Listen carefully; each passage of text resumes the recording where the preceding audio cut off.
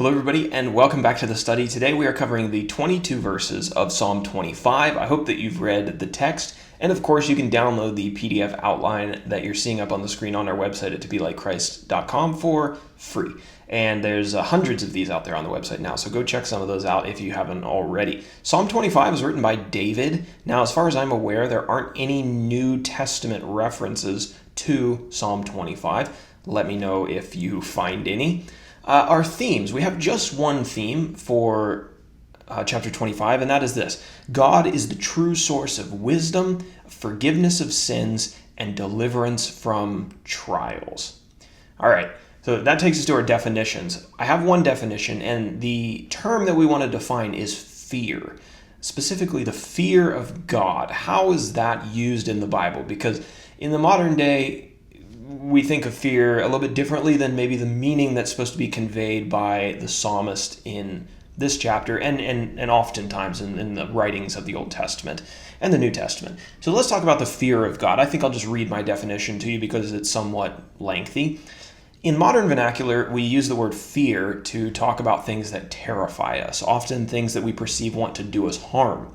However, when the scriptures talk about the fear of God, it carries a richer meaning. Yes, we should be terrified of what will happen to us if we live in rebellion to God, but the fear of God is also to affect those who love Him. Right? So it's right for people who are living in accordance to God's will to be fearful of Him, in a sense, and also those who are rebelling against God. It should be an emotion that's experienced by both people. In the Bible, fearing the Lord means showing God the respect that's due to Him for how great He is. He's a divine being. We're just, physical, temporal beings. We ought to show Him some respect for how incredible He is. He's also the creator of everything that we see and ourselves. It's holding Him in appropriate reverence as a God of love and as a consuming fire, as He's described in Deuteronomy chapter 4, verse 24. This takes us over to our outline. We have 22 verses, and I have them all under one section. The section heading is Seeking God's Help with a Humble Heart. That's what David's doing in this chapter. Psalm 25 is a meditation of David in which he reaches out to the Lord for three primary things as I understand it. As I am interpreting this psalm or trying to get my head wrapped around it. The first thing that he's reaching out to God for is deliverance from trials. His enemies are after him again. Number 2, forgiveness of sins. And number 3, teaching in the way of righteousness. He wants to walk according to God's way, and he needs God to teach him how to do that. So, as I mentioned, David's enemies were after him yet again, and he asks God for help. He expresses his confidence that those who put their trust in God will ultimately succeed, while those who fight against God will ultimately fail. David says, I want to be on God's side because I know that that's the right side, even if it doesn't always appear that way, even if sometimes it appears that the enemies are winning. Then we see David asking God to teach him his ways. He wanted to know God and to walk in the truth of God. He goes on then to ask God not to remember his past sins, but to forgive him based on God's great love. Don't remember the sins of my youth. He says something, that's a paraphrase, but don't remember the sins of my youth. And we sing that in a song. The title of the song is escaping me right now. Humble yourselves in the sight of the Lord. That's one of the verses in there. It says, don't remember my sins, but forgive me based on what? My righteousness? No, he says, based on your great love. And he expands on that a little bit. He wanted God to pardon him for the Lord's name's sake, he says. It was God who was going to receive the glory for his pardon. It wasn't a result of David's goodness or that he deserved forgiveness. No, he asked God to forgive him for his own name's sake, for the Lord's name's sake, so that God could receive the glory. In verse 9, David extolled the virtue of humility and talked about it being necessary for those who want to learn from God.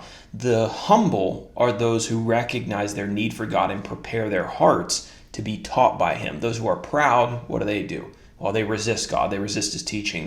They reject the good shepherd and say, no, I don't need him. It's in verses 12 through 13 that we see this term, the fear of God, coming up. David said that God will be the friend of those who fear him, not those who are terrified to death of him, right? But those who hold him in appropriate reverence. David concludes the psalm by asking God to take note of, to consider his struggles and the multitude of the people who opposed him, his enemies. He put the future of the Israelite nation, which was his nation, into the hands of God with confidence that God would ultimately save his people. Now, for our application, I want to return to the way that David prayed for forgiveness and what we can learn from that. So when David prays for forgiveness, he asks the Lord to do it for the Lord's name's sake. When we pray for forgiveness, we should do the same thing. We don't pray to God to forgive us. We say, Lord, please forgive me. I deserve it. I've done enough good things. We don't do it on that basis. It's not that we've merited forgiveness.